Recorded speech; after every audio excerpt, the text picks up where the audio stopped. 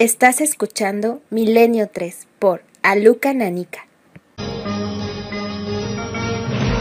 Ese es uno de los detalles que más me impresionó, y es que era un sueño en color, un sueño en el que yo no aparecía, pero en el que yo sabía que era el que iba por la calle, iba caminando, y de pronto me encuentro con un amigo que estaba muy demacrado, estaba con una piel muy blanca, tenía muchas ojeras, vestía una túnica blanca hasta los pies y muy serio, en un plan muy serio, me dice, hombre, Carlos, ¿qué tal? Y yo, pues nada, oye, ¿cómo que? Le pregunto yo, ¿cómo que estás así, de esa manera, no? ¿Cómo que qué te pasa? Dice, no, es que yo ahora duermo todos los días en el cementerio.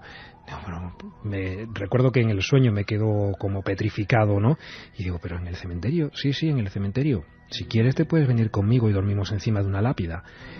Y ahí fue cuando ya me desperté y con mucho desasosiego. Es un tema en el que todos somos absolutamente iguales.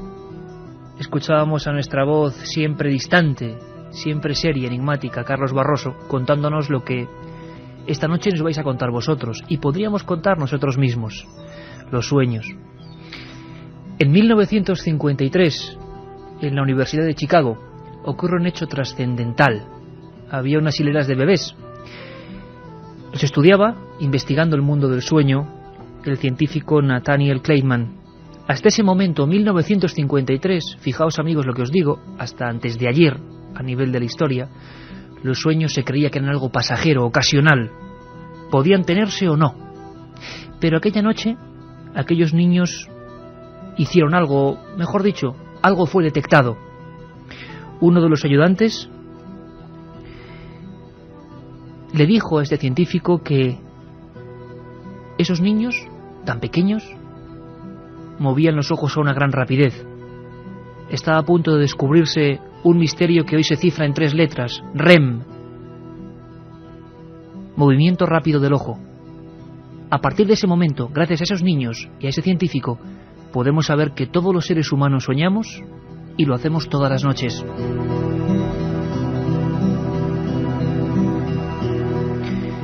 Eso sí, a veces no recordamos los sueños. Otros, sin embargo, son tan impactantes, tan próximos a nosotros, a veces tan difíciles de deshacerse de la piel de la realidad, que van a quedarse acompañándonos durante años, durante toda la vida. Las pesadillas, los sueños premonitorios. Hoy nos sumergimos en un mundo absolutamente apasionante y lo hacemos con Carlos Barroso, por supuesto, con Katia Rocha, nuestra productora, en la nave del misterio y más onírica que nunca, Juanma Frasquet. Carmen Porter, buenas madrugadas. Buenas madrugadas. Vaya sueño que nos contaba Carlos Barroso. Yo se lo he pedido porque él es sin duda el más serio de todo el equipo. Le he dicho, cuéntanos un sueño. Y me dice, hace poco he tenido uno que me ha marcado. Todos tenemos sueños que nos marcan. Clara Tavoces, que va a ser nuestra invitada de excepción, habla en su libro, un libro magnífico que vamos a sortear, que desde hace mucho tiempo, desde la antigüedad, parece que en realidad somos 2 personas las que vivimos en el mismo cuerpo. Una que vive conforme a la sociedad que le ha tocado en ese momento, que hace sus cosas más o menos conscientemente, pero dentro de nosotros hay alguien que cada noche despierta, ¿verdad? Todos soñamos cosas impactantes. Todos soñamos, lo que pasa que muchas veces por la mañana no nos acordamos, y mucha gente, muchos médicos, muchos psicólogos, psiquiatras, dicen que es bueno tener siempre al lado de la mesilla una libreta y en cuanto te despiertas apuntar esos sueños. Luego pueden tener significados a lo largo de tu vida. Lo que no es un sueño es la posibilidad de que esta noche seáis partícipes de los sueños de mucha más gente. Creo que iba a ser una de esas noches activas en el 7640, ¿verdad, Carmen? Y premio de excepción, porque este libro es un lujo. Claro que sí, Iker. 7640, palabra clave, milenio, espacio y, como siempre, lo que queráis. Si queréis comentarnos vuestros sueños, vuestras dudas acerca de los sueños, el significado de alguno de los sueños, 7640, palabra clave, milenio, espacio y lo que queráis. Vamos a sortear 3 libros de Sueños, diccionario de interpretación de Clara Tavoces y publicado en Martínez Roca. Bueno, Juanma, pues con esta música onírica, que se llamó así en su época, la de Michael Hugen, Neuronium, música de catalepsia, decían, vámonos al mundo de los sueños. Un universo desconocido se abre camino cada vez que nos adentramos en un sueño. Una serie de sensaciones, de vivencias, de recuerdos y de hechos aparentemente absurdos se entrelazan por algún motivo que desconocemos. Desde el inicio de los tiempos, el ser humano ha procurado interpretar la información que se transmite por esta vía onírica. A pesar de estudios, experimentos y teorías, todavía, pese a quien pese, el sueño sigue siendo la puerta a otro mundo. Clara Tahoces es periodista, compañera, redactora de la revista Más Allá, hizo este libro Sueños, Diccionario de Interpretación, que además no solo tiene eso, la conexión con los arquetipos o los símbolos que aparecen en los sueños y su correlación con lo que podrían ser, sino una primera parte francamente fascinante donde nos explica con mucha sencillez esa cosa que yo contaba ahora, ¿verdad, Clara? Buenas noches. Buenas noches. Gracias a unos bebés. A vosotros. Gracias a unos bebés, de repente, sí. ¡fum! Sí, se encuentra una fase que es la REM. Quizá está aquí la clave de... No sé, ¿podría explicarnos un poco? Esto de la fase REM nos puede parecer un poco lejano, porque yo sé que esta noche mismo mucha gente va a decir, ¿cómo que movemos los ojos casi eléctricamente dentro de nuestras cavidades? ¿Eso ocurre realmente? Sí, puede parecer un poco un fenómeno extraño cuando no hemos visto nunca hacerlo, pero podemos observar a personas que duermen y nos daremos cuenta de que cuando están teniendo una fase REM, es decir, esa fase se denominó así porque se produce con el párpado cerrado un movimiento ocular del ojo muy rápido que indica que la persona está soñando, ¿no? Y esto sucede todas las noches y nos sucede a todos, aunque hay mucha gente que afirma que no sueña nunca, pero quizás es que no recuerda los sueños, porque hay una serie de causas, si quieres ya hablaremos de ello, ¿no? ¿Por qué no se recuerdan los sueños, ¿no? Pero efectivamente eso fue así un descubrimiento casual, como muchos grandes descubrimientos.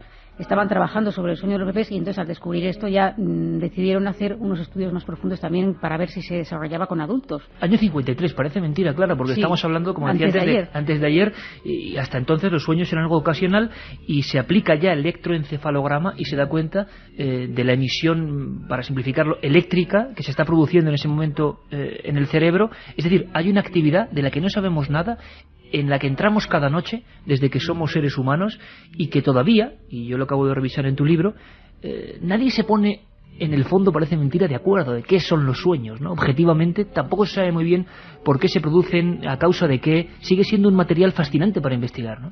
Sí, es un material fascinante ciertamente porque sigue siendo un misterio, como dices, y en parte ese misterio también obedece a causas de que la experimentación con personas en este sentido pues produce ciertas dudas éticas, ¿no?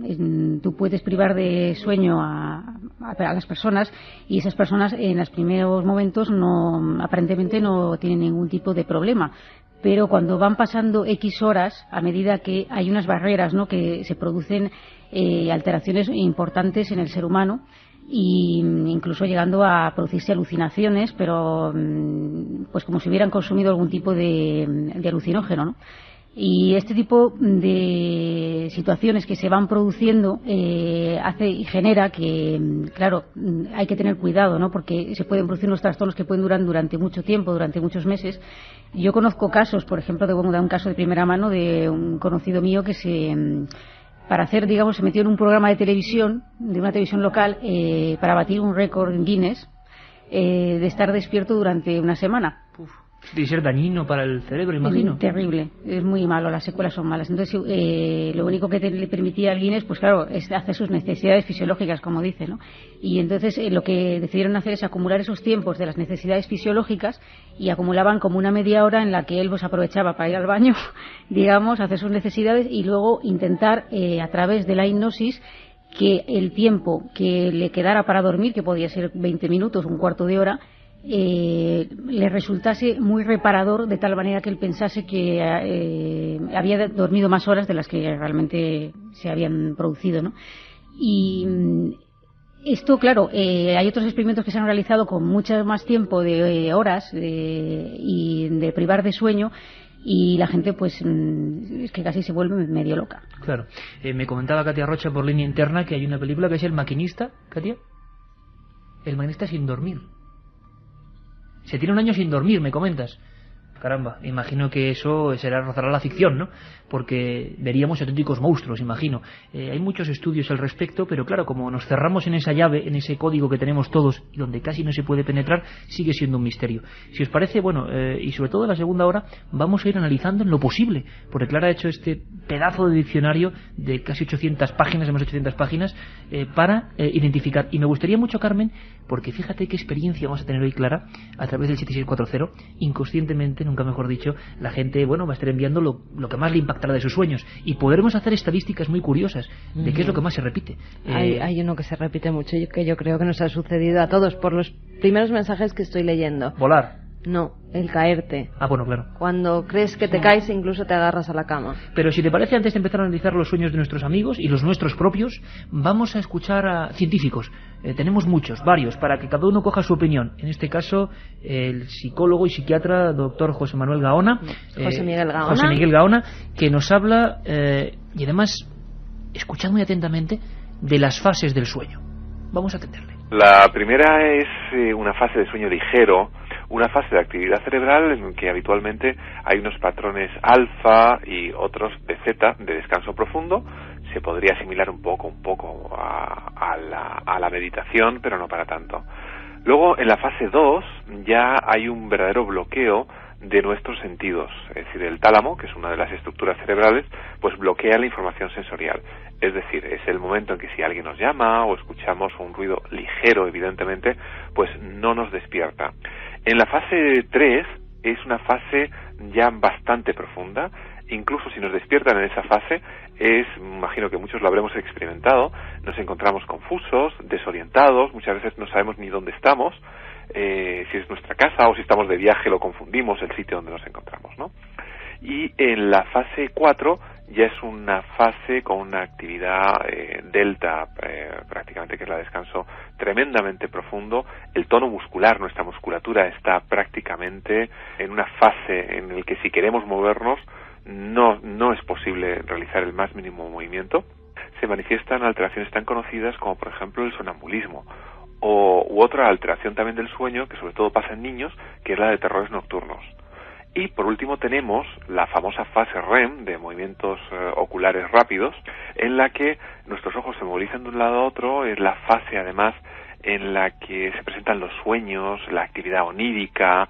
Es el momento también en que se dan esas famosas alucinaciones hipnagógicas, que son en las que a veces la persona puede llegar incluso a abrir los ojos, intenta moverse y se encuentra como paralizado, le viene un verdadero terror, porque se encuentra a mitad entre el camino del sueño profundo y la vigilia y el despertar.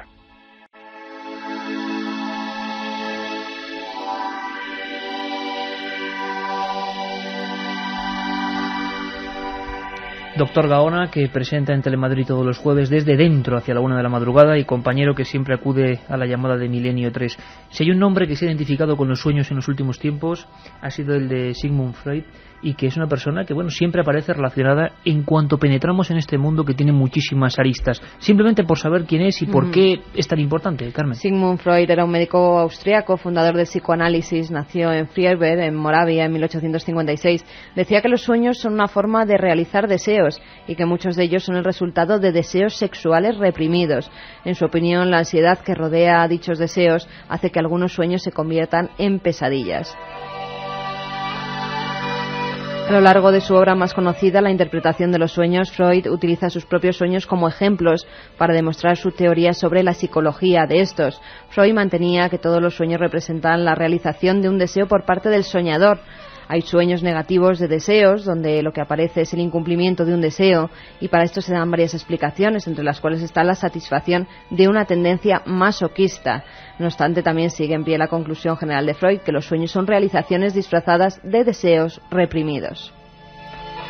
A día de hoy, siglo XXI, Clara Tahoces, sigue adaptándose o estando de moda los postulados de Freud. Siempre se habla de aparecen cosas y se pueden interpretar, sobre todo desde el punto de vista de, bueno, el mundo de lo sexual, es lo que más, por lo menos, fama tiene, ¿no? O el más célebre. ¿Esto sigue estando en boga, Clara? ¿O hay otras muchas teorías hoy en día? Bueno, hoy en día las teorías de Freud, algunas están en pie, pero otras no. Una de las cosas que él siempre, que habéis comentado, es la visión pansexualista que tenía de todos los sueños. Es decir, buscaba una interpretación sexual a todos, cuando ahora se sabe que muchos no la tienen, ¿no? Quizás por la propia personalidad atormentada de Freud, que yo creo que él le reflejaba en cierta medida sus propias sus propias carencias y sus propios problemas en las teorías que desarrollaba, ¿no?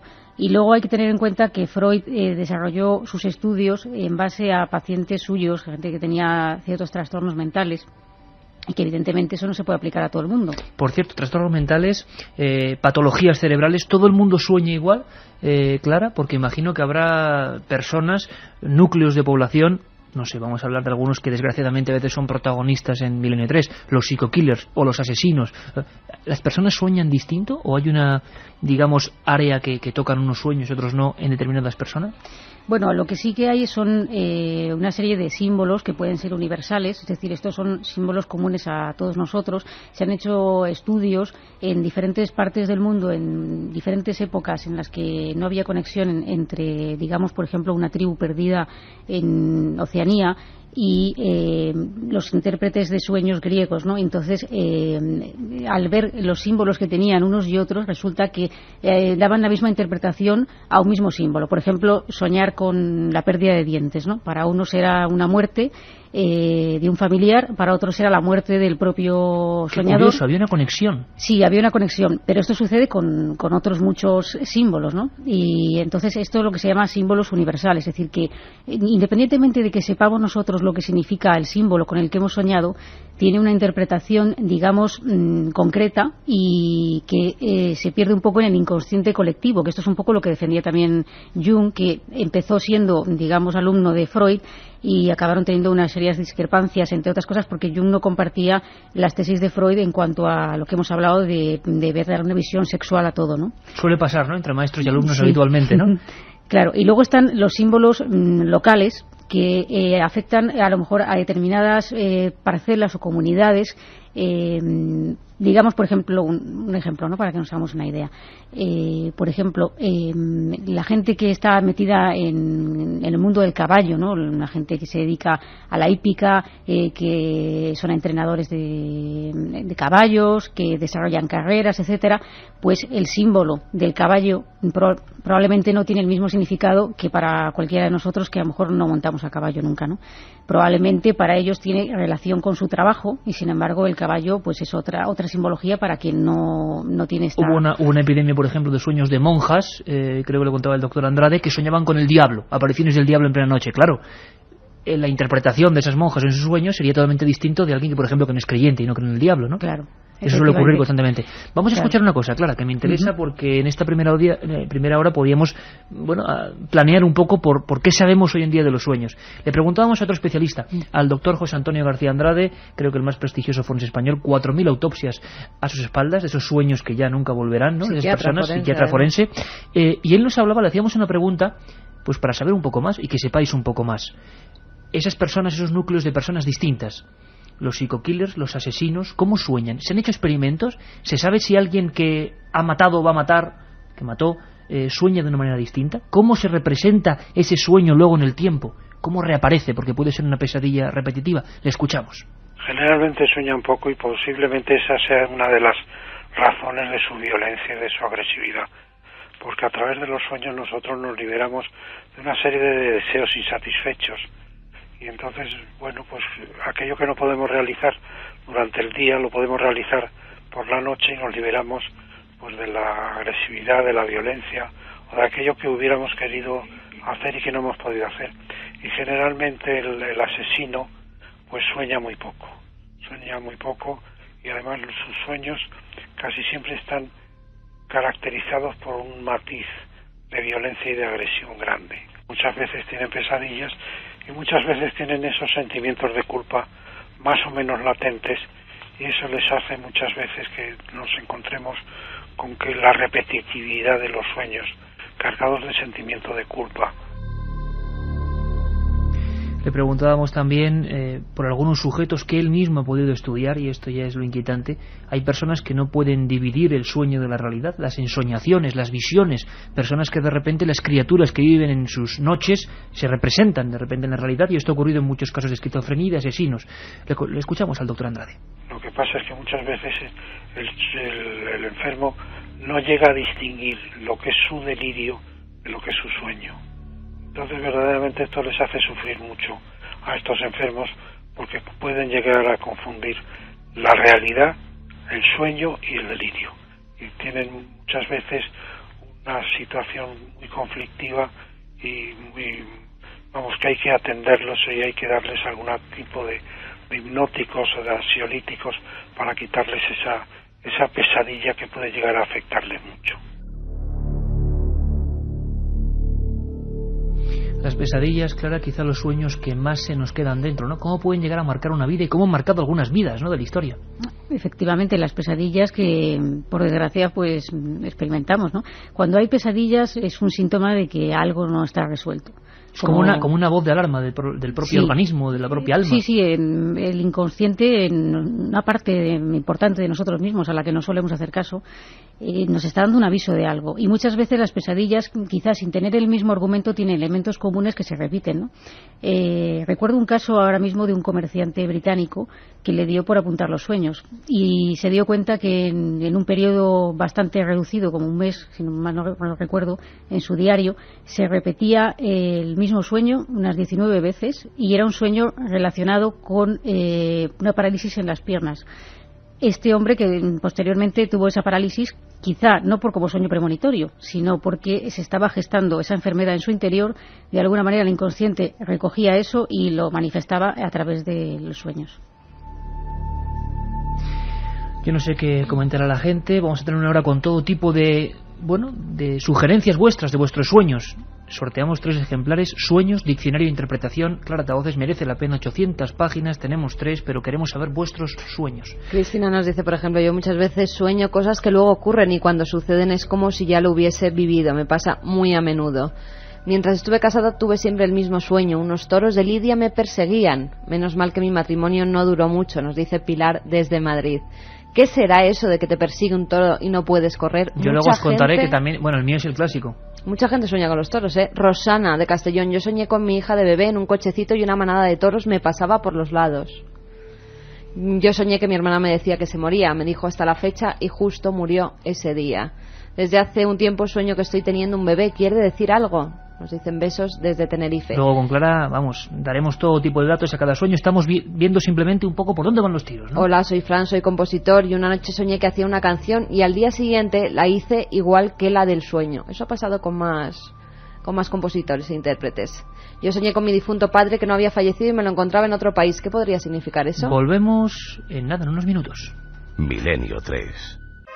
2 y 7 minutos, 8 grados centígrados justos en la Gran Vía y nosotros aquí en la nave del misterio, que esta vez se ha metido dentro del cerebro humano o del corazón. Algunos decían que los sueños residían ahí y seguimos profundizando. Primera Guerra Mundial. Adolf Hitler sufre una ceguera y una sordera casi total cuando, recibe un ataque de gas mostaza. Es uno de los episodios más oscuros que recogía el investigador José Lesta en su libro El enigma nazi. Fueron varias semanas en un estado de ensoñación total. Pérdida auditiva completa, aislamiento, pérdida de visión. Por lo tanto, a veces llegaba a confundir lo que era el sueño con la vigilia. Y precisamente en ese periodo dicen que se forja, desgraciadamente para el género humano, lo que es la figura, el alma destructiva de Adolf Hitler. Él escucha voces, él escucha mandatos, él escucha órdenes casi de un ser superior. Es lo que dejó escrito un médico. Nos lo cuenta José Lesta, autor del enigma nazi. Sabemos que estuvo unos 23 días a tratamiento psiquiátrico. El doctor Foster es el doctor prusiano que lo trató. Sabemos que no tenía no solo el sentido de la vista, sino que tampoco podía oír. Y en esa especie de trance forzado, en esa especie de despegue del mundo real, ¿no? De no tener tus sentidos cotidianos pues directamente afinados, pues parece ser que recibió también ese tipo de visiones, ese tipo de mensajes, y cuando por fin el doctor Foster logró que recuperara la vista, pues parece ser que Hitler tuvo una especie de trance mesiánico, quizás el más grande de su vida. Él a partir de ahí está absolutamente ya convencido, y así lo dice en su biografía, en el Mein Kampf, de que puede con todo, de que efectivamente está destinado para ser algo muy importante en el mundo, en la historia del mundo, que efectivamente esas voces, ese instinto que él estaba convencido que le guiaba, pues fue lo que hizo que ascendiera y llegara al poder, ¿no?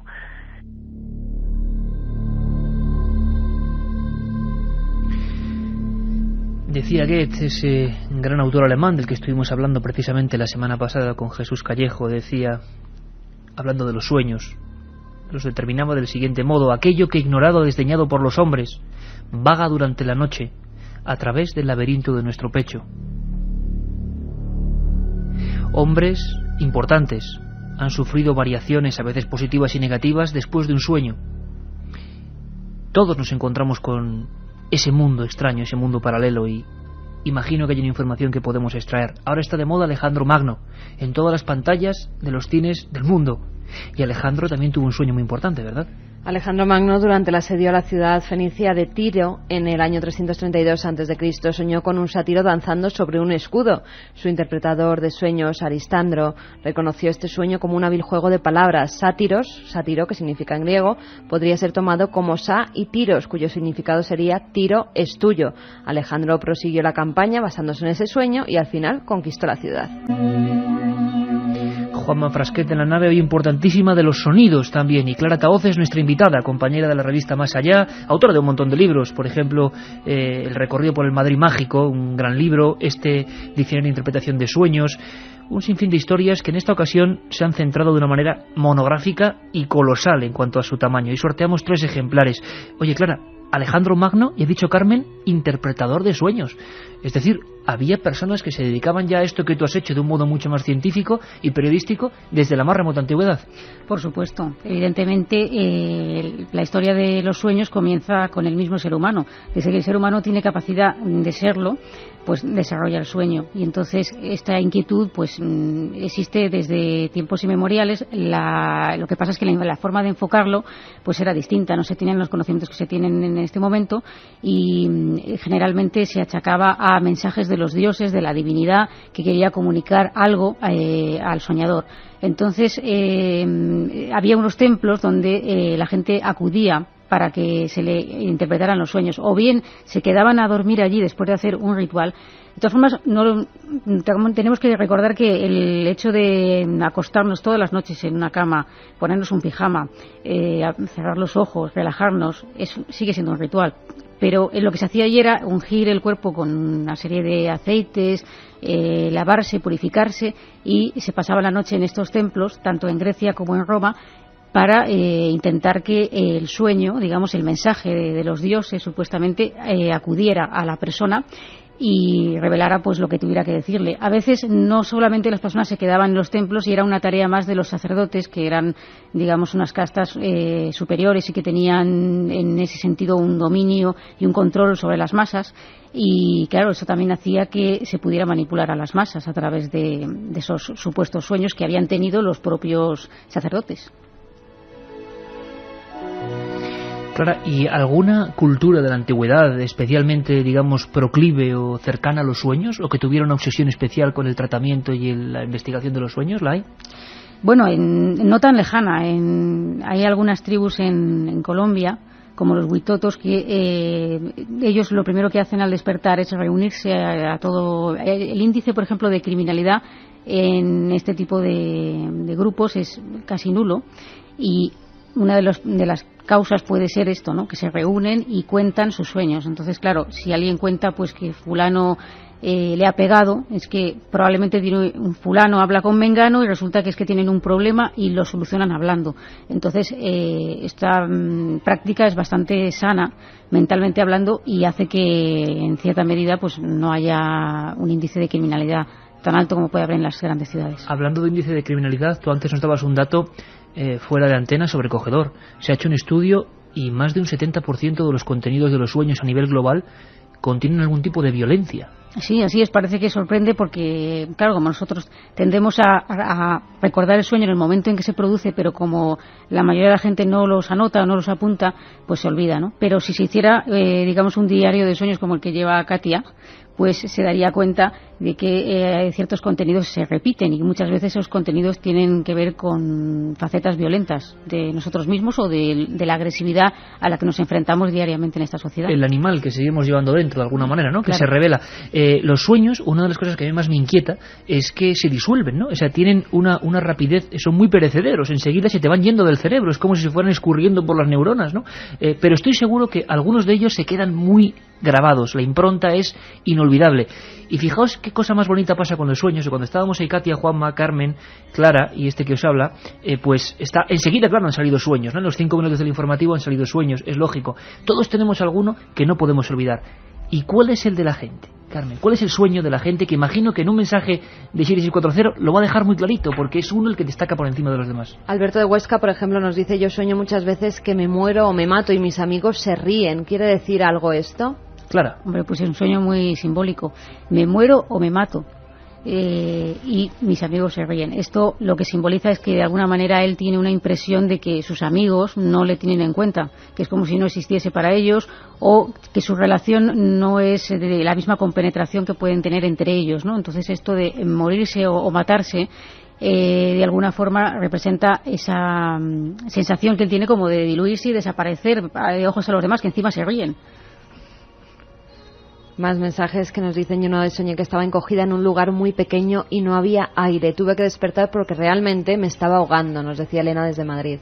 Algunos sueños pueden, como decíamos antes con el caso de la parálisis, imagino que incluso nos ha pasado a todos, ¿no? Una necesidad, cualquier tipo de cosa, tienes sed, ganas de ir al baño, lo que ocurra, y en el sueño se está reflejando también. A veces el sueño responde a algo físico, ¿no? También. Sí, porque digamos que las necesidades fisiológicas o determinados factores ambientales que se pueden producir mientras estamos durmiendo, un golpe seco o el sonido de música, etcétera, se incorporan. No son los causantes o los detonantes del sueño como a veces se ha pensado, ¿no? Porque decían muchas veces que, por ejemplo, comer comidas copiosas propiciaba las pesadillas. No es que las propicie, pero si tú comes copiosamente y te coges un empacho, pues es probable que te despiertes más veces, y al despertar más veces probablemente pillarás una fase de sueño REM y te acordarás de algo, ¿no? Entonces, sí, se suelen incorporar. Hay un caso bastante interesante de un francés de la época de la Revolución Francesa, que sueña que es conducido ante Robespierre y que en ese momento le van a guillotinar, y entonces se despierta, y al despertarse comprueba que el dosel de la cama se le ha caído en el cuello. Claro, el detonante no es que se le ha caído el dosel y ha soñado eso porque se le ha caído el dosel, sino que al caerse el dosel él ya estaba teniendo ese sueño, pero se incorporó con el tema de la guillotina. Vamos a hacer otro pequeño planeo, luego iremos más dato a dato con los sueños, pero para saber qué está surgiendo, Carmen, un recorrido para saber qué está pasando. Sonia de Sevilla, por ejemplo, nos dice: soñé que tenía los párpados rajados y me los sujetaba con las manos, pero al hacerlo se me caían los ojos. Fue una verdadera angustia. Algunos realmente extrañísimos, ¿no? Hola, mi nombre es Antonio y me gustaría que me dijerais el significado de soñar que te están ahogando o incluso al despertar sigues con esa sensación. Mi sueño más repetido es ser corneado por un toro. Me gustaría saber qué significado tiene, nos dice Javi desde Vitoria. Hola, a veces cuando sueño sé que estoy soñando y lo controlo, puedo volar y cosas así, siempre doy una voltereta en el aire y me encanta. Esther de León nos lo decía. Otro amigo, Sara desde Albacete en este caso, nos dice: hay una tortura china que consistía en despertar a los torturados antes de entrar en la fase REM, acababan entregándose a la locura. Carlos de Madrid: yo he tenido muchas veces sueños que se continúan, un día sueño una cosa y al día siguiente sueño la continuación. Montón de cuestiones, evidentemente. Bueno, vamos a ir planeando por ellas. Lo de unir un sueño con otro, ¿eso es posible realmente? Claro, despertarse y unir un sueño con otro, y que prosigue ese sueño. Sí, porque en realidad los sueños no dejan de ser contenidos simbólicos que provienen del inconsciente, ¿no? Y entonces seguramente cuando nosotros tenemos un problema o tenemos una cosa que no hemos resuelto, el símbolo tiende a repetirse y probablemente enlaza un sueño con otro, porque el símbolo sigue siendo el mismo, le está repitiendo que hay algo que tiene que resolver o le se está haciendo hincapié en algo. Hay que tener en cuenta que los sueños suelen tener unos contenidos muy exagerados, ¿no? A veces se sueñan cosas que dices, vaya, pero es que yo vi una vaca y volaba, ¿no? Pues cosas que realmente estando despiertos ni se nos pasarían por la cabeza, en sueños todo es posible. Y esto es porque el inconsciente exagera a veces esos símbolos demasiado para que nos llame la atención al despertar y nos quedemos pensando en ello. Milenio 3. La otra realidad. Milenio 3. En la SER.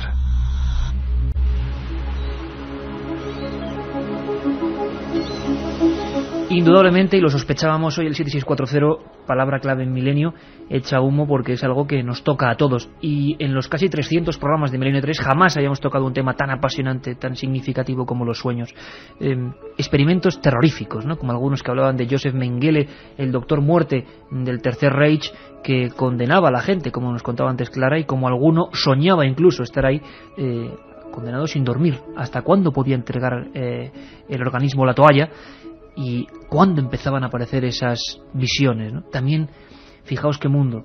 Hay un momento en el que, bueno, ese sueño parece como si fueran dos filminas de las antiguas, dos diapositivas que se van entrelazando una con otra. De repente esas visiones dignas del delirium tremens de otro mundo, muchos hablan de niños, de arañas, empezaban a invadir nuestro espacio, el de la vigilia. Le preguntábamos también al doctor Gaona, al doctor psiquiatra Gaona, que, bueno, los casos que él recibía constantemente seguro que son muy parecidos a los que recibimos hoy de todos los amigos de Milenio. Algunos, hasta los propios doctores, psiquiatras y psicólogos, se les queda. Son significativos. Demuestran, como decía Clara, cosas que faltan, cuestiones afectivas, historias que no somos conscientes. Fijaos qué sueño. Justamente, por ejemplo, hace 2-3 días, un paciente que había sido sobreprotegido de niño por su madre, cosa que no es nada rara, especialmente entre pacientes de sexo varón, pues tuvo un sueño, es muy bonito, soñaba que se encontraba con un niño de gelatina, y este niño de gelatina, que era él mismo, lo cogía y lo llevaba de un sitio a otro. En definitiva, la gelatina, que es una sustancia que evidentemente es muy vulnerable, que es muy frágil, que se rompe, simbolizaba a él mismo. Y él lo cuidaba y lo trasladaba de sitio para aumentar evidentemente sus cuidados por la vulnerabilidad que le había quedado su madre. Esto es un ejemplo cualquiera, ¿no? Pero si nos atenemos ya a los terrores, sí, es cierto, todos nuestros miedos, todos nuestros temores hablan durante el sueño, hablan un idioma. Y nos hacen saber además muchas veces qué es lo que nos pasa. Por eso es tan importante escucharnos a nosotros mismos, escuchar nuestros sueños, saber cuál es su contenido. En ciertos momentos adquieren una cualidad ya de terror y además de pesadilla, y pesadillas que muchas veces se recrean una y otra vez, con lo cual, por ejemplo, la hipnosis, el psicoanálisis, tiene un efecto bastante protector frente a los mismos. Clara, consciente, subconsciente, inconsciente. Yo no sé si se puede hacer casi como una radiografía muy sencilla para que todos los amigos lo comprendan, porque creo que es la tripleta básica del misterio de la mente, ¿no? Hay como 3 cajones estancos que tenemos todos ahí dentro. Sí, la verdad es que aunque pensamos que nosotros cuando nos pasan cosas diariamente las olvidamos, las cosas desagradables, intentamos olvidarlas y pensamos que eso ya no va a ningún sitio, pero no es cierto. Todo eso va a la conciencia, ¿no? Y la conciencia, pues a su vez está dividida en el consciente, que es decir, aquellos hechos a los que tenemos conocimiento y sabemos lo que han pasado y que somos plenamente conscientes de ellos. Está el subconsciente, que son una parcela entre el inconsciente, que es otra de las fases. El inconsciente es como el abismo, ¿no? Ahí abajo. Sí, imaginemos, por ejemplo, como un iceberg, ¿no? Un iceberg está a la punta, que sería, digamos, el consciente. Está el subconsciente, que es la parte que toca, digamos, por una parte el iceberg y por otra parte el agua, que son la frontera ahí, ¿no? La frontera, y el inconsciente, que es todo el gran iceberg que está debajo, ¿no? Entonces, ¿qué pasa? Que lo que está en el subconsciente puede aflorar al consciente. Es decir, si nosotros, por ejemplo, yo siempre pongo el mismo ejemplo porque creo que es muy significativo. Si pasamos por delante de la puerta de un colegio, el mismo olor de las aulas, los recuerdos de ver a niños saliendo con carpetas y demás, nos van a atraer recuerdos de nuestra niñez que creíamos que habíamos olvidado, que creíamos que ni siquiera estaban ahí. Y esto se puede hacer la prueba con alguien que se vaya a la puerta de un colegio y haga esa prueba. Y eso es la mejor forma de explicar cómo lo que está en el subconsciente aflora al consciente. Realmente increíble. Tenemos unas fases y luego imagino unos contenidos muy profundos que están ahí y no somos ni siquiera podemos tener idea de que están ahí dentro de nosotros mismos y podrán salir en momentos, no sé si límite o en algún sueño muy extraño, y son códigos que no entendemos, ¿no? Que sería toda la fase esa del fondo marino, ¿no? Del fondo del iceberg. Carmen, incluso ha habido sueños que han, bueno, provocado cosas buenas para la humanidad y otras no sé si tanto. Hay algunos casos bien documentados de historias que tienen que ver con premoniciones, con presagios, es decir, uno sueña algo y luego ocurre ese algo con bastante exactitud, que son sorprendentes a lo largo de la historia, ¿no? Sí, incluso gente que sueña con que se va a asesinar a otra persona, como fue el caso del primer ministro británico, y así ocurrió. El primer ministro británico, Spencer Perceval, le asesinaron el 11 de mayo de 1812. Lo curioso del caso es que 8 días antes, alguien que vivía en Cornualles soñó con un hombre pequeño entrando en la Cámara de los Comunes. Vestía casaca azul y chaleco blanco. Había otro hombre al que vio sacar una pistola adornada con clavos dorados y lo sacaba de una casaca marrón. Este hombre le disparó al primero, este caía al suelo sangrando por una herida que tenía en el pecho. Otros caballeros que estaban allí presentes detenían al asesino. Preguntó quién había recibido el disparo y le dijeron que era el señor Perceval. Quedó tan impresionado por este sueño que quiso advertir al primer ministro, pero sus amigos le dijeron que le tomarían por un loco. Más adelante, durante una visita a Londres, vio los cuadros de ese asesinato que sí que se produjo y tenía la misma ropa que él había soñado, tenía los mismos relatos de testigos presenciales, coincidían por completo con los sueños que él había tenido. Reconoció muchos detalles de ese sueño, incluso esa ropa y la indumentaria de los dos hombres. Entramos aquí en una de las fases que imagino, bueno, más conecta con lo paranormal, más extraordinaria es, y hoy también tenemos la posibilidad de hacer ese estudio en vivo con nuestros amigos, porque a ver qué casos se os han cumplido. Puede ser un experimento también único, como el que hicimos de visiones en una ocasión. ¿Qué casos tenéis información que luego, bueno, se hayan correspondido con una realidad que estaba por suceder? Entramos en ese mundo, en el mundo de los sueños premonitorios. ¿A quién no le ha ocurrido? Nos despertamos sobresaltados, a veces envueltos en sudor, como si lo que se hubiese proyectado en nuestra mente fuese absolutamente real. Hemos visto algo, hemos sentido algo, y estamos convencidos por algún resorte intuitivo de que eso se va a cumplir. Es el misterio de los sueños premonitorios. La otra realidad. Milenio 3. En la SER.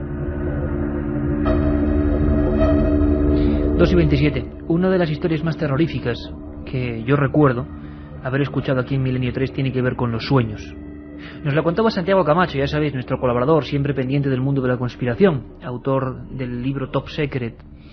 Él está investigando los asesinatos de Charles Manson, la terrible familia Charles Manson, que, como sabéis, bueno, torturó, mutiló, masacró a una serie de personas, algunas de ellas bien célebres, como la actriz Sharon Tate, en aquel momento esposa de Roman Polanski, el director de cine.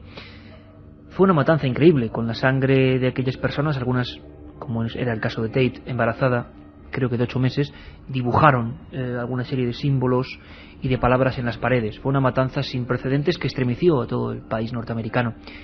Y sin embargo, algunos de los amigos de Tate, muy impactados, recordaban una historia que, bueno, pues por ejemplo esta noche, cuando muchos nos juntamos y empezamos a contar historias, que en el fondo también Milenio 3 es un poco de eso, cuando empezamos a entrar en esa fase, que no sé cómo se llamaría, que es de la vigilia, pero que todos nos quedamos un poquito intrigados.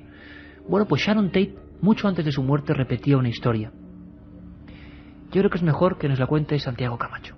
Bajó al piso de abajo, donde estaba la cocina, para beber, y relató una visión, Dios tuvo una visión que no olvidaría jamás y que relataría muchas veces en muchas reuniones de conocidos, y era que al pie de la escalera vio una figura lamentable, una figura ensangrentada, cubierta por una capucha de tela de saco, con una soga al cuello y manando abundante sangre por ese mismo cuello y por varias heridas. Era la figura de lo que parecía una mujer embarazada.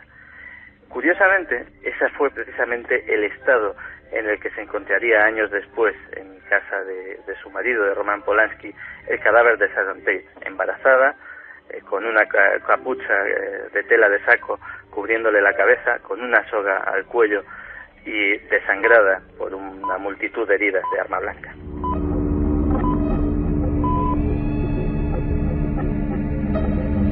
Oscar Altavoces, ahí en la penumbra del lateral del estudio 1, me miraba con una cara diciendo, madre mía, el caso de Sharon Tate que nos contabas antes, y tú no lo conocías, se puede llegar a un caso tan milimétrico, es tremendo. Ella, en un estado de ensoñación, baja después de tener una serie de pesadillas y se encuentra esa escena que era ella misma. Soñar con uno mismo suele ser raro, verte a ti mismo en la imagen de un sueño es raro, siempre solemos verlo en panorámica desde nosotros mismos, ¿no? Sí, bueno, hay de todo, ¿eh? También hay casos en los que el soñador, la persona que sueña, ve a otra persona que realiza acciones que físicamente no se parece a él mismo y sin embargo él sabe en su intimidad que esa persona es él.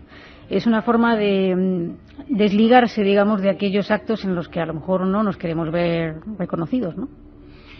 Clara, el caso de premonición de este tipo, que a ti en los años de estudio que has estado recopilando con todo tipo de fuentes, tema de sueños, más te ha impactado. De premonición puede ser positiva, puede ser de una pesadilla, de algo trágico que ocurrió después, que es lo que más a la gente le impacta. ¿Cuál es el que más destacarías? Por desgracia, casi siempre este tipo de premoniciones suelen ser negativas. Es decir, casos en los que hay alguien que ha soñado que le ha tocado la lotería y le ha tocado realmente, pues hay muy pocos, ¿no?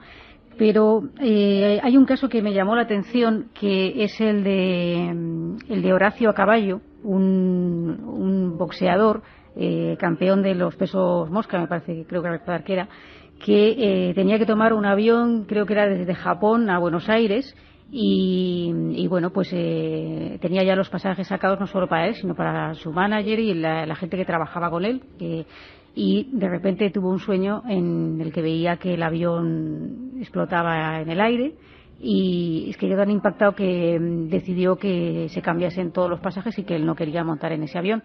Esto sucedió en 1965 y bueno, lo cierto es que el avión partió sin Acaballo y sin su grupo de personas que le acompañaban y ese avión estalló en el aire. Yo creo que son historias que se han repetido con frecuencia. Claro, también pueden decir, es normal, relativamente frecuente que alguien piense que puede ocurrir una serie de fenómenos. Pero con aviones había más, por ejemplo... Claro que hasta la IATA, la Asociación Internacional de Aviación Civil, hizo hasta un estudio de la cantidad de sueños, nos lo contaba Santiago Camacho, de sueños premonitorios o de gente que estaba convencida, o cuidado, esto hay que tomarlo con mucha precaución, pero de gente que se negaba, como siempre ocurre en todos los vuelos, pero un porcentaje mayor, donde luego había habido una catástrofe importante, ¿no? Sí, hicieron un estudio y precisamente daba como resultado eso, que en los vuelos que luego habían tenido un accidente es en el que mayor número de personas habían dejado de volar ese día, a última hora habían anulado esos vuelos o ni siquiera se habían presentado al vuelo. De American Airlines. Sí, en la noche del 26 de mayo de 1979 un DC-10 de American Airlines se estrelló en el aeropuerto internacional de O'Hare en Chicago. Murieron 273 personas. David Boat, que era un joven de 23 años, soñó durante 10 noches antes de que se produjera el suceso como un avión de American Airlines se estrellaba debido a un fallo en los motores. Boat además avisó a varias entidades, entre otras a la Autoridad Federal de Aviación, o sea que ya tenían ese aviso 10 días antes. Jar Barker, que era un funcionario de esta institución, se tomó muy en serio la advertencia y aseguró a la prensa que entre la descripción del joven y el accidente había muchas semejanzas. Había nombrado la compañía aérea y aseguró que el avión caía en invertido. Y fue así. El accidente se produjo tal y como lo había soñado. Bueno, la verdad es que es un mundo enigmático y que uno nunca sabe a qué carta quedarse. Desde luego matemático no es, pero a veces ocurre. Quizás ahora nos quedamos con las casualidades, pues es probable, pero hay algunas que sobrecogen. Santi nos va a adentrar en un mundo que luego, Carmen, si quieres nos complementas, que es las premoniciones de Aberfan, un colegio que yo creo que le deja a uno con la carne de gallina. Escuchamos a Santiago Camacho. En Aberfan, que era un pueblecito galés, pues minero, dedicado a la minería del carbón, sucedió una tragedia pues inenarrable. Una auténtica colina de decenas de metros de alto, formada por escoria de mineral de desecho de esa explotación minera, que era la que daba vida al pueblo, pues después de unas lluvias sufrió un corrimiento de tierra súbito y enterró por entero el colegio local. Curiosamente hubo muchísimos muertos, pero como mencionábamos antes en el caso de los aviones, hubo algunos niños que ese día insistieron casi histéricamente en no acudir porque habían soñado que le iba a suceder algo al colegio. Pues bien, eso tuvo tal eco que la Sociedad Psíquica Británica inició el primer registro de premoniciones. Durante años ha estado registrando pues sueños premonitorios, presentimientos de personas, intentando ver hasta qué punto se cumplían o no. Pues este caso, sobre todo la principal vidente, por llamarlo de algún modo, fue una niña de 9 años que era Erin May Jones. Confesó a su madre que había soñado que la escuela desaparecía bajo una cosa negra y grande. Un día antes, el 20 de octubre, es cuando se produce ese accidente. En 1966, 500.000 de toneladas de carbón de desecho se derrumbaron debido a las fuertes lluvias que días anteriores habían caído sobre la escuela de Aberfan. Murieron 144 personas, 128 de ellos eran niños y entre ellos estaba Eril. Luego, en días posteriores, hubo más gente que decía haber soñado con ese accidente. Un empleado retirado de la línea Cunard tuvo igualmente una visión de algo negro que asoció con polvo de carbón, teniendo con ello la sensación de que algo ocurría no muy lejos de allí.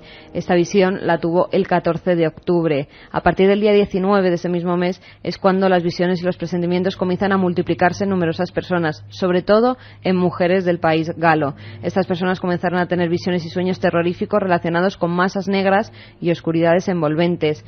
Una de estas mujeres vio como un niño corría gritando y aterrado mientras la falda de una montaña parecía derrumbarse. La señora Milden Pilton de Inglaterra visionó una escuela en un valle y a un niño pequeño también aterrorizado mientras observaba una avalancha de carbón cayendo ladera abajo y un equipo de rescate buscando los cuerpos debajo de los escombros.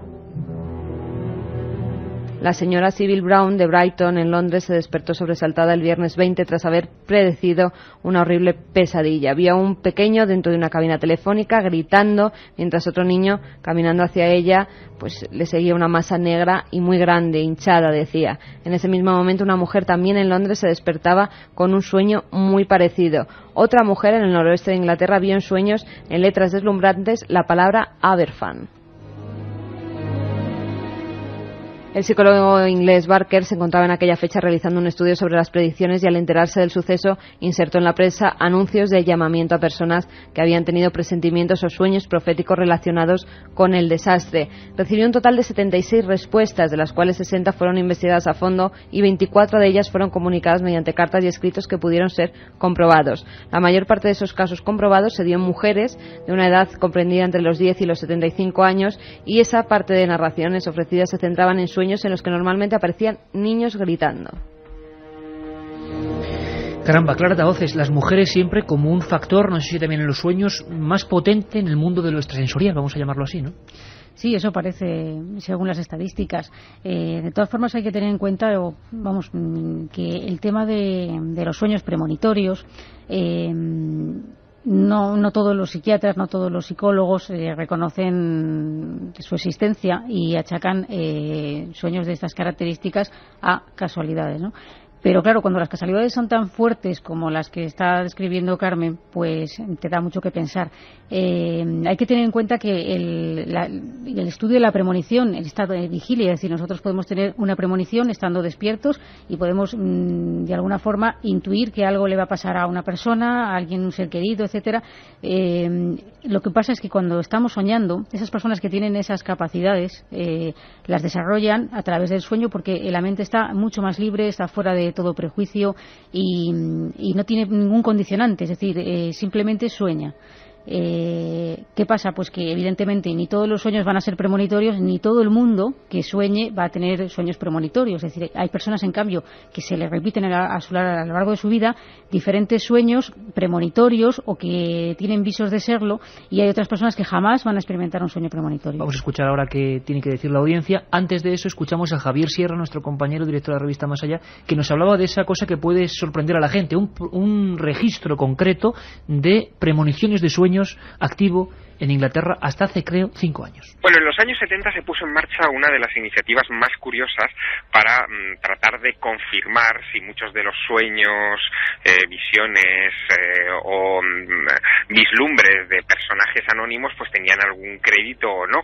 Se creó en Estados Unidos algo llamado el Registro de Premoniciones, que era una especie de banco de datos universal en el que cualquier persona podía depositar uno de esos sueños premonitorios, se archivaba convenientemente con una fecha fecha y un número clave, y con el correr del tiempo, si el sueño se cumplía, pues inmediatamente se acudía a esa fuente y se confirmaba que había alguna clase de fenómeno de percepción extrasensorial.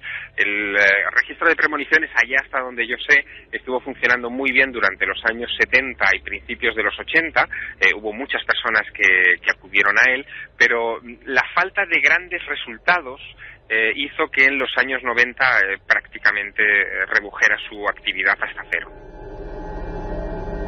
Milenio 3.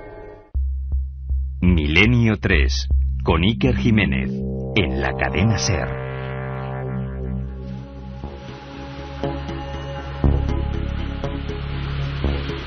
Muchos mensajes que nos llegan al 7640, ya sabéis, palabra clave, milenio y lo que vosotros queráis. Vamos a sortear 3 libros de Clara Tahoces, Sueños, de la editorial Martínez Roca. David desde Barcelona nos dice: mi madre soñó una semana antes la muerte de un torero y justo a la semana se produjo, todo fue como un sueño. Sueño muy a menudo con personas que no he visto nunca y días más tarde me las encuentro por la calle, se me ponen los pelos de punta. Esto es muy común, ¿verdad? Sí. Hay sueños de esas características que son muy interesantes. Yo puedo contar un sueño familiar. Perfectamente, hombre, te lo agradecemos doblemente. Sí, no es un sueño que he tenido yo en este caso, sino que tuvo mi abuela. Mi abuela tenía una amiga cuando era joven en San Sebastián y hacía 20 años que no la veía. Entonces, de repente, un día soñó que se la encontraba por la calle. Y entonces, claro, se extrañaba y decía: ¿qué haces aquí? ¿Cuánto tiempo sin verte? Pues sí, 20 años, fíjate, es que he venido a verte a Madrid, le decía. Al día siguiente se encontró la esquela de esta amiga en el periódico.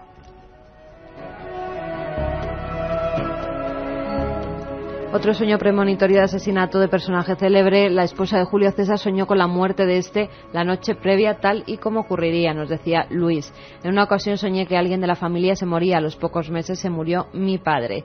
Una vez soñé en Mérida una riada que mataba a varias personas. A los 2 días ocurrió, pero en otro pueblo extremeño, nos decía Carlos desde Valladolid. ¿Os dais cuenta, Carmen? Está mirándome también tanto Juanma como Clara. La cantidad de gente... me está ocurriendo, me decía hace un momento además Katia, la cantidad tremenda de mensajes que estaban llegando. Lo que está ocurriendo, es decir, cuando uno le da la oportunidad a la gente de expresar lo que le ocurre, quizá con un ambiente como creemos que ponemos en Milenio, de rigor y de que todo, salen cosas. Y qué cantidad de gente, si hacemos un cómputo global, puede haber en toda España que ha soñado algo que le ha ocurrido, ¿no? Es sorprendente. Vamos con sueños que se repiten en mucha gente. Y que nos lo explique Clara si quiere, es que vuelven al colegio, son gente que nos dicen que tiene 37 años uno, 22 otro, y que vuelven al colegio a su niñez. Ese es el sueño mío. Que se levantan y que tienen que ir a clase, y que es una angustia terrible cuando llegan. A mí me pasa constantemente lo de... Ahora que tengo 32 añazos y todavía me despierto pues con 20 o... Bueno, eso puede ser bueno o no, pero haciendo un examen y en el peor momento. Y a veces incluso en la EGB, claro, o sea, me voy hasta... Cuando se hacía la EGB, o sea, fíjate si ya soy mayor. Yo me he llegado incluso a levantar para estudiar, coger un libro de cualquier cosa que no tenía nada que ver con mis estudios y ponerme delante del libro y decir, ¿pero qué estoy haciendo? ¿El trauma de lo mal que lo hemos pasado estudiando o qué es, Clara? No, esos son sueños un poco que tienen personas que de alguna forma su profesión o su vida está de cara, digamos, a un examen continuo, ¿no? Es decir, vosotros aquí en la radio de alguna forma estáis puestos a prueba cada vez que salís a antena y entonces son sueños en miedo a no hacerlo bien, a no dar la talla, a no salir del trance, ¿no? Por así decirlo. Son sueños bastante comunes cuando, por ejemplo, alguien accede a un puesto de trabajo nuevo, por ejemplo, ¿no? Entonces teme no hacerlo bien y a veces sucede este tipo de sueños. Interesantísimo. Por cierto, una cosa, vamos a recuperar antes de seguir, Carmen, porque le he pedido a Juanma Frasquet que me recupere un documento del doctor José Antonio García Andrade, porque pocas veces los forenses, los psiquiatras, en este caso forense y psiquiatra, bueno, pues se manifiestan en torno a los... Transmisión de pensamiento, como tú contabas el caso tremendo, ¿no?, de tu abuela, telepatía en sueños, premonición, comunicación con algo que luego va a ocurrir. Escuchamos a una de las autoridades forenses de este país porque es muy curioso. Algunas veces se dan hasta tal punto que el origen del electroencefalograma es un origen pues que tiene una significación muy interesante, en el sentido de que Hans Berger, que que era un médico alemán, era médico militar alemán, iba desfilando delante del Kaiser, le hizo una cabriola el caballo, se cayó del caballo y estuvo a punto de aplastarle la cabeza a un armón de artillería que venía detrás. Entonces él pensó que se iba a morir y se despidió mentalmente de su hermana. Y cuando llegó a su casa se encontró con un telegrama de su hermana diciendo: estoy muy preocupada, ¿qué te pasa? Es decir, había habido esa transmisión del pensamiento que verdaderamente existe. Se han hecho experimentos con las cartas, se han hecho experimentos con el Nautilus. El Nautilus es ese submarino que pasaba por debajo del casquete polar y es una zona de silencio absoluto donde no llega ningún tipo de radiación, y sin embargo se podían transmitir mensajes desde tierra a marinos que iban dentro del Nautilus, y verdaderamente puede ser que exista esta transmisión del pensamiento, este adelantarnos a lo que va a ocurrir. Pues verdaderamente no podemos negarlo, ¿eh? No podemos negarlo, y es bueno escuchar a científicos de verdad. Siempre hago esa salvedad, no a algunos cantamañanas que andan por ahí hablando de que que los experimentos están ahí y se producen constantemente. Hay otro sueño que se repite mucho y que nos está llegando continuamente en los mensajes: el soñar que se te caen los dientes. Algunos dicen que si es eso quiere decir que una persona conocida se va a morir pronto, y otros dicen que si es que han leído que es por miedo a la impotencia, por ejemplo. Bueno, pues en ambos casos tiene base lo que dicen. No es que se vaya a morir alguien, pero sí que los antiguos intérpretes de sueños como Artemidoro de Éfeso, lo que hemos hablado antes de las diferentes culturas que tienen dan un mismo significado a un símbolo, pues bueno, no es que se vaya a morir alguien, pero lo que sí se sabe hoy es que casi siempre es miedo a perder algo, miedo a que algo que tenemos en nuestra vida se rompa o desaparezca. Puede ser el tema de la impotencia o puede ser otras muchas cosas. Un sinfín de sueños, pero a veces los sueños son positivos. Ha habido inventos importantes, Carmen, podemos repasar algunos rápidamente, ¿verdad? Inventos a los que los sueños nos han ayudado a conocerlos, a encontrar otro mundo, otra salida, ¿no? Descartes, por ejemplo, gracias a varios sueños que tuvo, elaboró algunas de sus teorías en álgebra, en física y en matemáticas. De Napoleón dicen sus biógrafos que este cerebro militar tenía facultad de adelantarse a los acontecimientos gracias a las informaciones que recibía en sus sueños. Gandhi, por ejemplo, el líder indio, le debe a un sueño su táctica de desobediencia civil no violenta. Niels Bohr, el físico danés, descubrió gracias a un sueño la estructura del átomo, lo que le valió el premio Nobel en 1922. J.R. Oppenheimer, líder del proyecto Manhattan, logró con su equipo la primera explosión nuclear el 16 de julio de 1945. Un sueño le advirtió de los errores que había cometido al planificar una prueba nuclear bajo las aguas marinas tan solo 36 horas antes. Elias Howe, debido a un sueño, perfeccionó la máquina de coser. Mira, algo absolutamente, pragmático. Otto Lowy ganó el Premio Nobel de Medicina de 1936 debido a un experimento que le fue revelado en un sueño. Gracias a dicho experimento realizó importantes descubrimientos en el estudio de la transmisión de los impulsos nerviosos.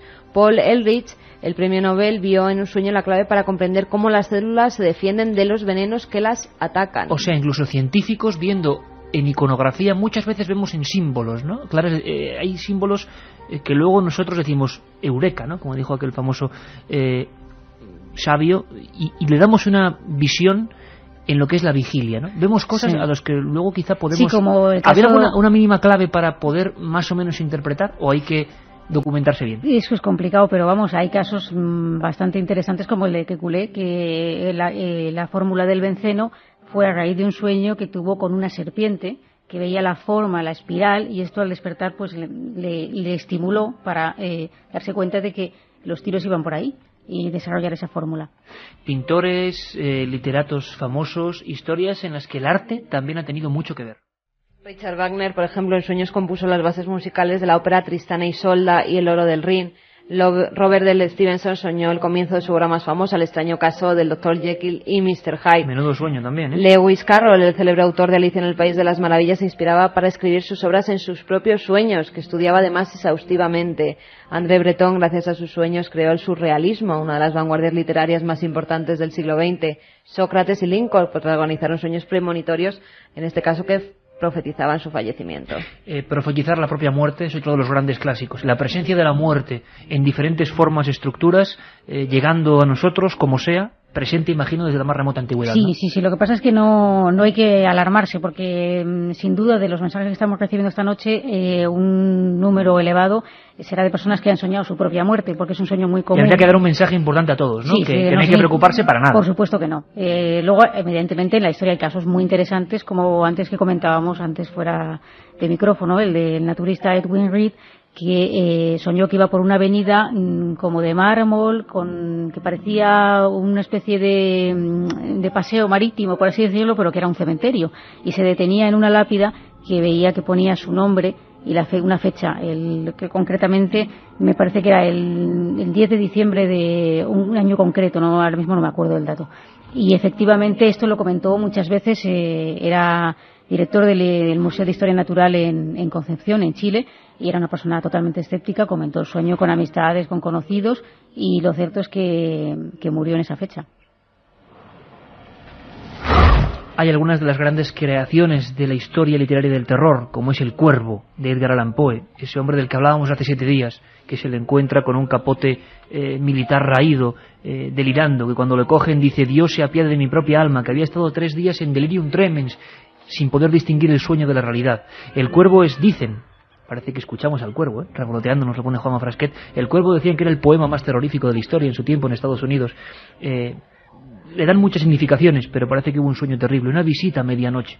Una visita a medianoche. Ese poema empezaba así. Cierta noche aciaga, mientras débil y cansado, en tristes reflexiones embebido, inclinado sobre un viejo y raro libro de olvidada ciencia, cabeceando, casi dormido, oyóse de súbito un leve golpe, como si suavemente tocaran a la puerta de mi cuarto.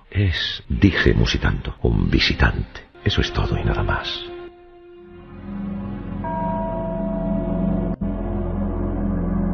Un visitante que llamaba a la puerta, eso es todo y nada más. Así empezaba ese poema que cobra fuerza en voz de Primitivo Rojas.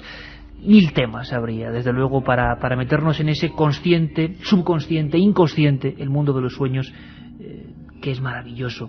Es imposible dar todos los sueños que están llegándonos, Carmen. Sí, vamos a hacer una base de datos interesante, Clara, que queda a partir de ahora a tu disposición, pero sí en temas, ¿no? Temas globales, para que Clara nos diga algo, aunque sea casi telegráficamente. Mira, pues uno que se repite constantemente: los toros. Toros que le persiguen, toros que les pillan, toros que no llegan a pillarlos, que ellos corren, otras veces que las piernas no les responden al correr delante de un toro. Bueno, los toros tienen varias interpretaciones. Además hay que tener en cuenta, hablábamos antes de los símbolos locales, el toro no es un símbolo muy español. Entonces este símbolo pues es un animal fuerte, digamos que tiene un fuerte arrastre, que puede con todo, que produce mucho temor. Entonces, por una parte, son miedos inconscientes que tenemos, pero también hay gente que lo asocia con el sexo. ¿Ves, Juanma? Por eso... Hay miedo a perder la potencia sexual en los varones, pero también, como decimos, pasa como con el caballo, que es otro símbolo muy de mucha potencia, de mucha fuerza, de energía, que de alguna manera puede indicar un miedo inconsciente, un temor a perder algo, a que ser embestidos por la vida. Sí. Depende mucho de los casos, claro. Es curiosísimo, pero está ahí presente, y aquí los únicos hombres somos Juanma y yo, y los dos tenemos ese sueño, o sea que debe ser... Sí, yo nunca he soñado con toros. Claro, pues debe ser absolutamente Las común. caídas al vacío, eso que a veces también incluso hace que des un bote en la cama, nos dicen. Sí, eso también puede obedecer a unas causas fisiológicas que en un momento determinado se pueden producir, una bajada de tensión, por ejemplo, que nos acontezca mientras estamos soñando. Entonces se incorpora al sueño, y la bajada simboliza esa caída que, claro, en un momento determinado nos produce un bote y que nos despertamos, ¿no? También quizás los músculos, cuando nosotros empezamos a dormir o a intentar entrar en la fase de sueño, se van relajando, van perdiendo tonicidad, y entonces a lo mejor caen, ¿no? Entonces eso puede hacer también que nos sobresaltemos. Todo lo contrario de caerse, volar. Mucha gente que dice que vuela. Ese es un sueño repetidísimo a lo largo de la historia, es un deseos de escapar de situaciones que nos agobian. Es un sueño muy común, por ejemplo, en gente que tiene que desarrollar una serie de cargas, ya sean familiares, laborales, etcétera, pero que no alcanza o no ve la solución a ese problema, y entonces necesita escapar. El estar desnudo. De repente llegará a un lugar lleno de gente y él se ve que está desnudo. Es otro sueño repetidísimo, que también depende muchísimo del contexto, pero estamos generalizando evidentemente, pero el estar desnudo es mostrarnos ante los demás nuestras debilidades, cómo somos realmente y el miedo a que no nos acepten. Vamos a aprovechar que está aquí Katia Rocha. Oye, Katia, ¿tú tuviste algún sueño premonitorio? No es ninguna broma, ¿verdad? Sí, con un familiar. Es verdad, un poco desagradable recordar, sí, pero con un familiar. Pero bueno, que cada uno de nosotros siempre hemos tenido soñé una experiencia que próxima. fallecía. Es cierto que, bueno, mayor, tenía 68 años, tampoco tan mayor. Y sí, a la mañana siguiente además soñé que fallecía y que llamaban a casa despertándonos. ¿No era alguien que estaba en un trance importante o sí? Bueno, había tenido algún problema, pero bueno, estaba bien. Y por la mañana soñé que llamaban a casa para decírnoslo y efectivamente llamaron por la mañana para comunicarse a mi madre. Madre mía, eso ocurre, está ahí, es algo solo me misterioso. ha pasado una vez, Vamos con el libro, Katia, los 3 ganadores. Bueno, los 3 ganadores, a ver que tengo aquí para leerlos. En primer lugar, Paula Pérez de Madrid dice que hoy no sueña porque nos está escuchando y que su marido tampoco, Martín, porque dice que ya le ha despertado para que nos oiga. Marta de Coria dice que sueña con personas a las que no conoce, pero que se aparecen a menudo en los mismos sueños. Sí, pero esas personas que no conoce no las identifica en la vigilia, pero esas personas son gente que ya conoce realmente. Lo que pasa es que a veces los símbolos se disfrazan y entonces nosotros a lo mejor no estamos soñando con una persona que su físico no nos suena, pero nosotros estamos asociándolo al comportamiento de otra persona. Es un símbolo disfrazado. Y el último, por último, Tony de Palma dice: nunca sueño, no logro dormir seguido desde que era pequeño más de 3 horas. Pero siempre se sueña, aunque uno no sea consciente, es lo que hemos... eso por supuesto. Aproximadamente, digamos, pasamos un tercio de la vida durmiendo y una buena parte soñando. Y enfrentándonos a claves absolutamente increíbles. Y también dice gente que al soñar hablan, que si eso es algo malo. No, son... los sonámbulos también han llegado muchos mensajes. También. Hay ciertas características, igual que en otros muchos No es malo, campos. pero es hereditario. Yo lo hablaba antes con el doctor Gaona y me decía que normalmente la gente que habla en sueños, sus padres también hablan en sueños, que eso se llega a heredar. Y que es un gen que todavía no está muy explicado, pero que no tiene ninguna dificultad ni ninguna enfermedad. Tengo una anécdota un poco vergonzosa con eso, y es que una noche de pequeña, mi hermana pequeña le daba miedo dormir y dormíamos en la misma habitación. Y ella se despertó una noche, bueno, en sueños, no se despertó, sino en sueños se puso a ladrar y yo que estaba en la cama de al lado me puse a aullar. Total, que vino mi padre a la habitación, imagínate, asustadísimo, diciendo a ver qué pasaba, y estábamos las dos durmiendo. Menudo números se encontró. sí, pero eso igual tiene algún no sé para qué le he contado, ¿no? Una conexión. Algunos sueños que luego pues dan sus frutos. Ana de Madrid: gracias a un sueño descubrí la infidelidad de mi marido. Ahora tengo novio y espero no tener otro sueño de eso. Los sueños siempre se hacen de detective en ocasiones. Sí. Nos decían también mucha gente que sueña con familiares que se van a morir. Bueno, luego no se mueren. Conviene no alarmar a nadie. Y sería bueno terminar con esto, ¿no? Con decir que eso es lógico que se presente. Es lógico. Por ejemplo, la conexión que existe entre una madre y un hijo, un padre y un hijo, es muy fuerte. Y bueno, hoy día, por desgracia, pasan tantas cosas malas que no es infrecuente tener esa preocupación latente. Claro, pero que no haya ninguna preocupación. Yo me despediría, amigos, en este tema tan interesante. Tendremos que volver.